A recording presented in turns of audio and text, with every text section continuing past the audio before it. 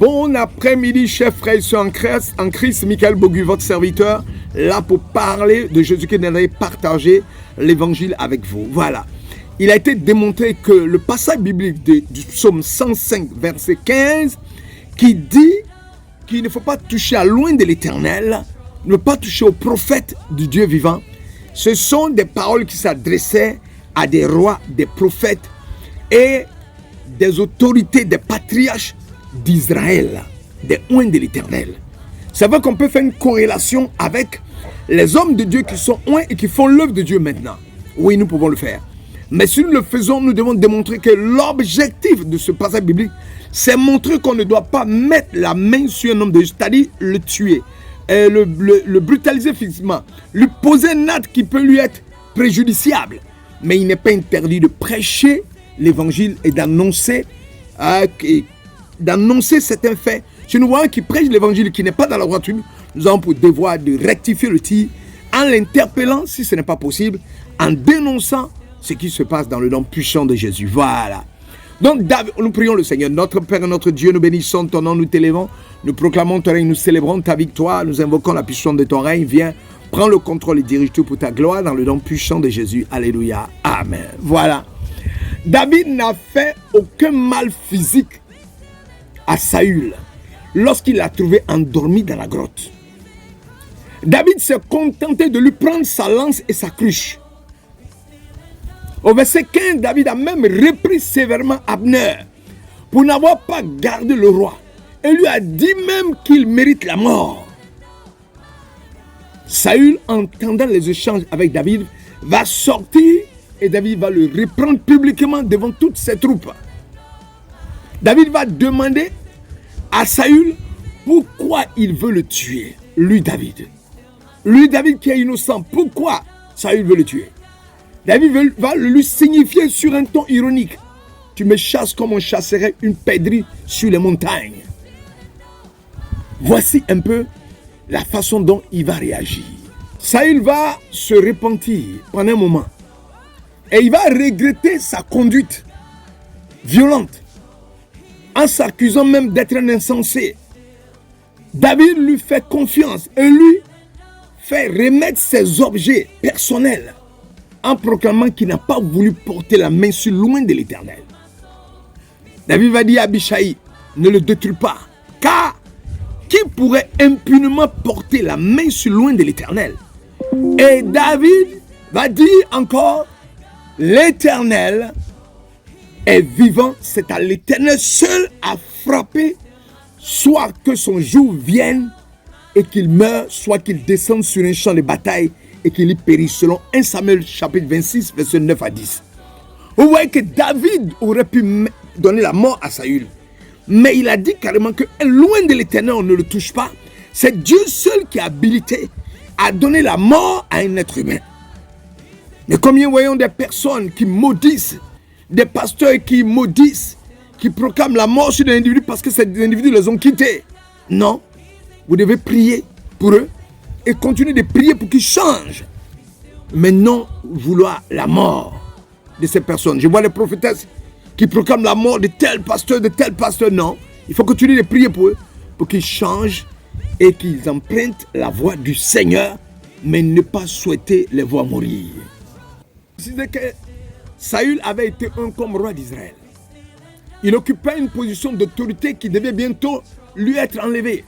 Mais David refusa toujours de porter la main sur le roi que Dieu avait oint et de le chasser de sa position. David savait pourtant qu'il devait lui succéder, mais seul Dieu devait chasser Saül de son trône selon 1 Samuel chapitre 26, verset 8 à 10. Ça démontre combien David défendait quiconque de donner la mort à Saül, malgré le fait que Saül le poursuivait, le chassait et en voulait à sa vie. Mais lui ne voulait pas la mort de Saül. Il ne voulait pas la mort de Saül. Saül croyait que sa position de roi était menacée.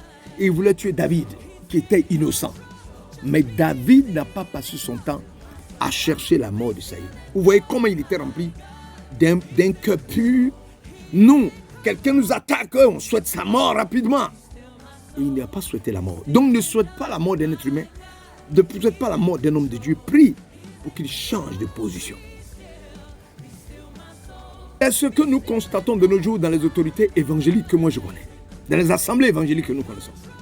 De nos jours, des autorités qui occupent des rangs poursuivent ceux qui ont été oints par Dieu, parce que ces derniers osent dénoncer ce qu'ils disent qui n'est pas conforme à l'Écriture. Ces personnes dévoilent leurs mauvaises actions. Ces autorités trouvent qu'elles ont un rang trop élevé, puisqu'elles sont écoutées aussi bien dans l'assemblée que dans le monde entier. Ces hommes de Dieu sont habitués à voir les gens les écouter. Et ils veulent réduire au silence ceux qui les dénoncent. Pas chez eux, c'est eux qui parlent toujours. Les autres ne parlent pas. Comment un petit pasteur ou un chrétien qu'ils appellent un chrétien de bas étage peut venir lui reprocher quelque chose, lui qui est un grand homme de Dieu? Voici le véritable problème. Et ces hommes de Dieu poursuivent ces frères en Christ ou ces pasteurs. Les menaces à des versets bibliques sortis de leur contexte. Ne touchez pas au oint de Dieu, sinon vous vous opposez à la volonté de Dieu, un blasphème contre le Saint-Esprit, parce que vous critiquez un homme de Dieu qui est aussi un homme de Dieu. Ils ignorent que le blasphème contre le Saint-Esprit consiste à attribuer les miracles de Jésus à un mauvais esprit. Le blasphème du Saint-Esprit, c'est attribuer les miracles de Jésus-Christ de Nazareth à Satan. C'est ça qui est le blasphème. Mais ce n'est pas dénoncer ce qu'un homme de Dieu est en train de faire. S'il fait des choses qui ne sont pas la gloire de Dieu, il faut le dénoncer. Et donc, mais ce n'est pas blasphémer contre le Saint-Esprit que de dénoncer les faux miracles accomplis par un homme de Dieu. Un homme de Dieu qui fait du karaté, je ne sais pas si c'est du taekwondo, pour faire tomber les chrétiens. Un homme de Dieu qui prend une veste, qui frappe les chrétiens, qui tombent en désordre. Et qui veut voir les gens tomber pour croire qu'il a une puissance. Et quelquefois qui ne fait tomber que les femmes seulement. Ou les pianistes, les trompettistes, les solistes, eux ne tombent pas. C'est uniquement l'assemblée qui tombe. Mais de tels hommes de Dieu, il faut dénoncer ce qu'ils font.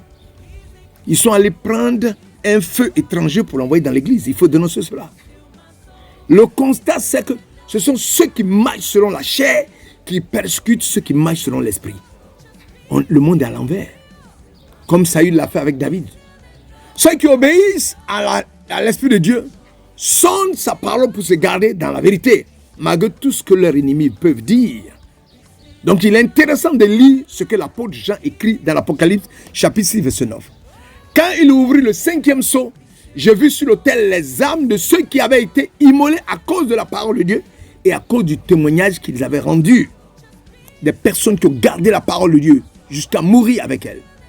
Ces personnes avaient été mises à mort parce qu'elles étaient restées attachées à la parole de Dieu, malgré toutes les persécutions qu'ils avaient subies. Ils étaient devenus des martyrs. Ce sont toujours ceux qui sont tombés dans l'apostasie qui haïssent ceux qui gardent la parole de Dieu. Nous connaissons la fin de Saül. David a été écarté de la bataille au cours de laquelle Saül et son fils Jonathan trouvaient la mort. David était allé combattre les Amalécites en ce moment-là. On lui amenait un Amalécite qui avait les vêtements déchirés et la tête couverte de poussière. C'était des signes de deuil. David l'interrogea et l'homme lui dit qu'il avait tué Saül. David lui dit: comment n'as-tu pas craint de porter la main sur loin de l'Éternel, de lui donner la mort? Et David appela l'un de ses gens et dit: approche et tue-le. Cet homme frappa l'Amalécite qui mourut. Et David lui dit: que ton sang retombe sur ta tête, car ta bouche a déposé contre toi, puisque tu as dit: j'ai donné la mort à loin de l'Éternel. 2 Samuel 1, verset 13 à 16. Vous voyez dans ce cas-là, ici Samuel et David donnent la mort à celui qui a donné la mort à Saül. Pour montrer que il ne faut pas persécuter les hommes de Dieu, il faut continuer de prier pour eux, afin qu'ils changent, ils sont dans une position qui n'est pas la gloire de Dieu. Il est donc clair que toucher loin de l'Éternel signifie agresser physiquement ou tuer. Si vous prenez ce mot au sens figuré, si vous le spiritualisez, si le sortez de son contexte, vous pouvez lui faire dire ce que vous voulez. Dans 2 Samuel 1, 17, 19, nous voyons David prendre le deuil à cause de la mort de Saül. Il ordonne que les enfants de Juda apprennent le cantique funèbre qu'il va composer en l'honneur de Saül. Voici le cantique funèbre que David composa sur Saül et sur Jonathan son fils, et qu'il ordonna d'enseigner aux enfants de Juda. C'est le cantique des lacs. Il est écrit dans le livre du juste. l'élite d'Israël a succombé sur tes collines. Comment des héros sont-ils tombés? David parla de ceux qui ont succombé. David n'a trouvé aucun plaisir au fait que Saül ait été tombé dans l'apostasie et qu'il a connu une telle fin. Sous nos tropiques, des individus ont dit, ah, c'est bien fait qu'il est mort. Il est mort, mais c'est bien. Il était là, il prêchait du faux évangile. Voilà, Dieu l'a tué. Oh, c'est du mensonge. Il faut prier pour les hommes de Dieu. Mais David a pleuré et il a appris que Saül est mort. La plupart de ces prétendus hommes de Dieu enseignent la parole de Dieu hors de son contexte. Il n'est donc pas surprenant qu'ils citent un verset de l'Écriture hors de son contexte, qu'ils entendent le sens dans le but d'assurer leur protection. Ceux qui s'écrient, et ils vont dire, ne touchez pas loin de l'Éternel. Celui qui touche loin de l'Éternel, il cherche à être condamné par Dieu. Voici des discours qui tiennent. Ils pensent qu'ils accomplissent l'œuvre de Dieu, alors que c'est faux. Et ces personnes examinent rarement les faits qui leur sont présentés et leur sont reprochés. Et ils ne remettent jamais en cause ce qu'eux-mêmes ils enseignent. Ils ne veulent pas écouter ceux qui leur présentent autre chose. Ce qu'eux disent, c'est ce qu'on doit écouter. Ils se bouchent eux-mêmes les oreilles pour ne pas entendre la vérité. Parfois même, quand on leur a prouvé qu'ils avaient prêché un faux évangile, un faux enseignement, de fausses prophéties, oh, ce n'est pas leur problème. Ils préfèrent s'attacher à des gens célèbres qui se forcent de gagner leur loyauté. Voilà comment ces personnes vivent. Donc je voudrais te dire, si tu as un problème avec un homme de Dieu, parce qu'il a prêché un évangile faux, dénonce cet évangile faux. Mais si tu as un problème avec un homme de Dieu, ne cherche pas sa mort. Homme de Dieu, toi aussi, si un frère en Christ t'a quitté, un collaborateur t'a quitté, ne cherche pas sa mort. Ça peut être Dieu qui a voulu que tu te sépares de ce collaborateur pour qu'il aille loin. Et que Dieu te propose d'autres collaborateurs qui permettront à ton ministère d'avancer. Pourquoi alors chercher la mort d'un homme de Dieu? Pourquoi persécuter les hommes de Dieu? Pourquoi les troubler? Pourquoi vouloir les tuer? La Bible dit, dans le psaume 105, verset 15, qu'il ne faut pas toucher un oint de Dieu. C'est-à-dire, il ne faut pas l'assassiner, il ne faut pas le tuer, il ne faut pas lui donner la mort. Alors, gardons cela, marchons dans la voie du Seigneur, dénonçons les hommes de Dieu qui vivent des vies qui ne sont pas la gloire de Dieu. Des hommes de Dieu qui pratiquent, qui disent, qui donnent, qui prêchent l'évangile, mais qui eux-mêmes ne vivent pas cet évangile. Les hommes de Dieu qui tronquent l'évangile, qui utilisent des paroles de Dieu dans la Bible, qui les sortent de leur contexte pour se les approprier afin de pouvoir étayer leurs propos. Des personnes qui prennent des passages bibliques, qui sont sortis de leur contexte, et qui veulent faire dire à la parole de Dieu ce qu'elle n'a pas dit. Il faut faire très attention à de tels hommes de Dieu. Donc je suis venu seulement vous dire que le psaume 105, verset 15, s'adressait à des prophètes, s'adressait à des rois, et s'adressait à des patriarches en Israël. Maintenant, on peut faire la corrélation, mais on ne demande pas de tuer un homme de Dieu. On ne dit pas d'assassiner un homme de Dieu. On ne dit pas de souhaiter sa mort. On demande de l'approcher d'un premier temps pour lui dire, homme de Dieu, tu as dit ceci, tu as dit cela. Moi, je crois que c'est comme ça. Si l'homme de Dieu continue de persister et que, en lisant les Écritures, comme les gens de Béré, tu constates effectivement qu'il y a des erreurs, tu as le droit de dénoncer pour que l'homme de Dieu n'amène pas le peuple de Dieu à la déroute et dans le chaos. Que l'Éternel vous bénisse en vos rangs de qualité. On se retrouve demain pour continuer de prêcher l'évangile, annoncer Jésus-Christ de Nazareth à contre-temps. Alléluia. Amen. Soyez bénis en vos rangs de qualité et à demain pour la suite des choses. Dans le nom puissant de Jésus. Alléluia. Amen.